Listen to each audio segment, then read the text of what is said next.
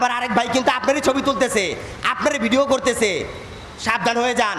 জন্য উপরে যাই, নিচ থেকে ইটা মারে পায়ে এবং আমার বা পায়ের হাঁটুতে খুব জোরে বাড়ি দেয়। একজন, শুধু একজন ছেলে ছিল, ফুটওভার ব্রিজ, আর কেউ ছিল না। এবং ওর কোমর থেকে অস্ত্র বের করে আমার কপালে এখানে তাক করে রাখে, বাজে ভাষায় গালি দেয় আমাকে। এবং আমি যে সাংবাদিকতা করি সেটা নিয়ে আমাকে গালি দেয়। কেন গালি দিবে সে?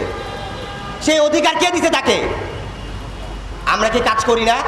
আমরা কি মানুষের কোনো কিছু হলে কি আমরা যাই না?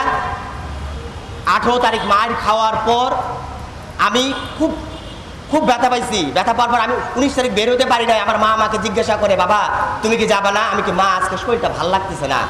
আমি আমার বাসায় কাউকে বলি নাই। 20 তারিখ ঠিক 10 নম্বরেই ফায়ার সার্ভিসের পিসের গলিতে আমি দেখি অনেকে দাঁড়ায় ছিল, কিন্তু আমাকে কেউ আঘাত করতে আসেনি। আমি যখন একটু ভিতরে যাই, প্রকৃতি ডাকে সাড়া দিতে, তখন আমাকে ঘেরাও করে মারে, আমাকে গোল করে মারে। আমার পিঠে এখনো অনেক দাগ আছে, আমি এখনো সেই দাগ বহন করতেছি, ব্যথা বহন করতেছি। কেন? কারা তারা? ছাত্ররা? আমি বলবো ছাত্ররা আমার গায়ে হাত দেয়।